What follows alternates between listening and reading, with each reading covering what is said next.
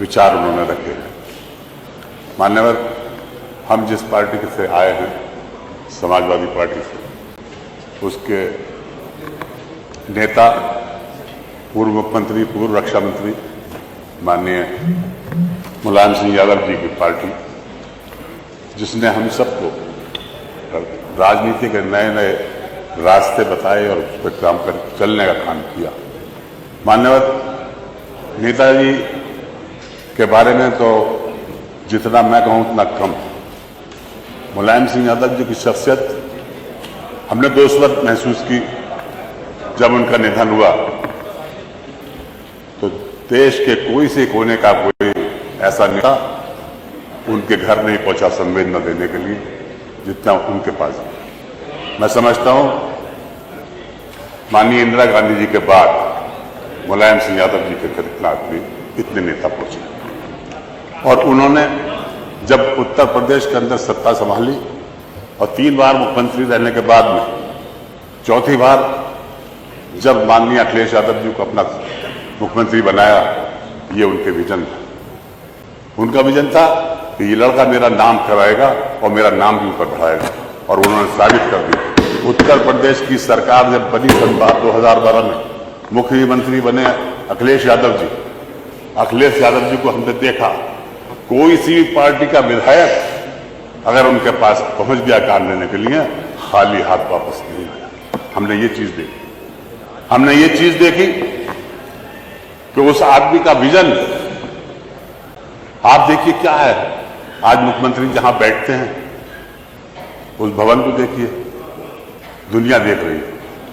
माननीय हमारे बसपा के नेता ने भी बताया कि पुलिस हेडक्वार्टर बनाया, न्यायालय, उच्च न्यायालय को देखिए कितना खूबसूरत और कितना भव्य बनाया।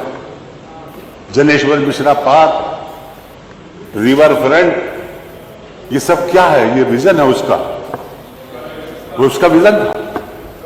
और नेताजी के पद चिन्हों पर चलकर अब 2024 के चुनाव में भी उसने वो कर दिखाया जो किसी ने सोचा भी नहीं था। माननीय अधिष्ठाता महोदय भारतीय जनता पार्टी कहा करती थी, उनके नेता कहा करते थे कि उत्तर प्रदेश में 80 में 80 सीटें भारतीय जनता पार्टी लेकर आएगी। जब नतीजा आया तो क्या नतीजा निकला? कितनी सीटें निकली? 37। 40 में 40 वालों की 37 सीटें। विजन किसका अच्छा था? अखिलेश यादव जी का। 40 सीटें। आज देश की महापंचायत पार्लियामेंट के अंदर तीसरे नंबर की सबसे बड़ी पार्टी कौन सी? समाजवादी पार्टी। ये है समाजवादी पार्टी। हमने देखा, हमारे मुख्यमंत्री जी हैं,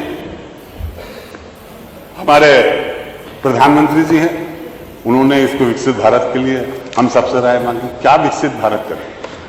अरे विकसित भारत हिंदुस्तान की 140 करोड़ की आबादी में जब तक सबको साथ लेकर नहीं चलोगे तो कैसे हो जाएगा? किसी एक समुदाय को, एक विशेष समुदाय को आप छोड़कर विकसित भारत को तलाश कर रहे हैं, मेरी समझ से बाहर। सब साथ लेकर सबका साथ कहने की बात अलग है, मगर साथ चलने की बात अलग है। आज उत्तर प्रदेश में क्या हो रहा? अभी कल की परसों की घटना, मजार के ऊपर बुलडोजर चला दिया गया।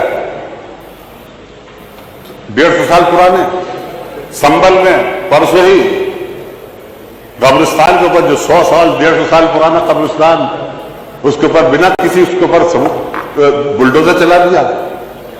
उससे पहले संभल के अंदर पुलिस की गोलियों से मौतें हुई हैं और नाम किसी के पुलिस वाले पर लिखकर जनता का नाम रखा गया। ये क्या हो रहा है? अरे देश को, प्रदेश को आगे बढ़ाने के लिए जब तक आप सबको साथ नहीं लेंगे तो कैसा ये प्रदेश और कैसा ये देश कैसे बढ़ेगा आगे?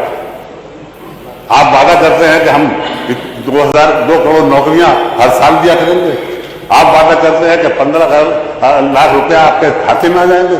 झूठे वादे कर कर आप देश को आगे बढ़ा रहे हैं, झूठे वादे कर कर जनता को गुमराह कर रहे हैं। मान्यवर, बच्चों का स्कूल ऐसा होता है जैसे प्रजापति समाज अपने किसी मट्टी से किसी खिलौनों को बड़ा आकार देकर उसको दिखाता है। अगर बच्चों की पढ़ाई के लिए हम अच्छा काम नहीं करेंगे, उनको उस लाइन में न लाकर खड़ा कर दें जिस लाइन के अंदर यहाँ पर अच्छे स्कूल से जो इंग्लिश मीडियम स्कूल हैं उस तक लाकर न खड़ा कर दूं तो कैसे हो जाएगा? बच्चों को पढ़ाइए, आगे बढ़ाइए। देश को बढ़ाना है तो बच्चों को भी आगे बढ़ना पड़ेगा। मान्यवर,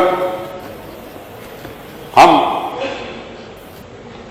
इस देश के अंदर चाहते ही हैं जिस तरह से हमने इस देश को आजाद कराने में यहाँ के हिंदू मुसलमान सबने साथ दिया और आजाद कराया, उसी तरह साथ मिलकर इस देश से मोहब्बत करने वालों आगे बढ़ो, आगे बढ़ाओ।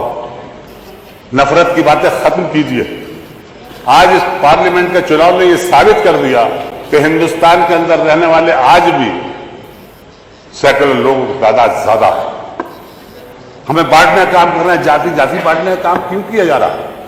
आज बार बार ये लोग कह रहे हैं कि फलां जाति का मंत्री बन गया, फलां जाति का मंत्री बन गया। क्यों हो रही है ये बातें?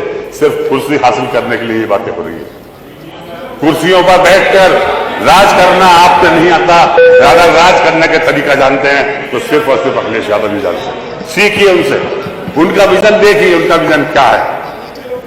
आप लोग बताइए। अभी हमारे बिजली मंत्री कह रहे थे, वो दिखा रहे थे कि आपके देखिए अखबार में यह है अखबार में।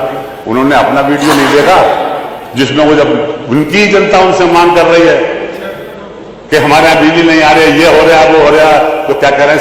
जय श्री राम, जय श्री राम। ये जवाब है, ये जवाब देंगे?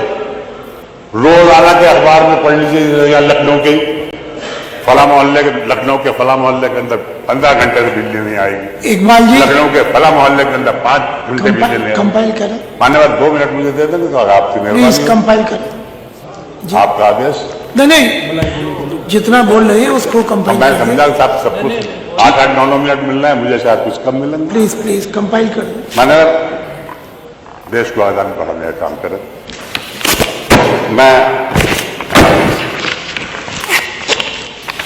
माननीय संसदीय कार्य मंत्री से अनुरोध है कि आपका शेर मैंने सुना, तलफ़्फ़ुज़ की कमी थी, बाकी ठीक था, मगर एक शेर मैं आपसे कहता हूं और मैं इस उम्मीद के साथ कहता हूं कि मेरा शेर माननीय मुख्यमंत्री तक पहुंचाने का काम करें। शोहरत की बुलंदी भी पल भर का तमाशा है, जिस शाख पे बैठो वो टूट भी सकती है। बहुत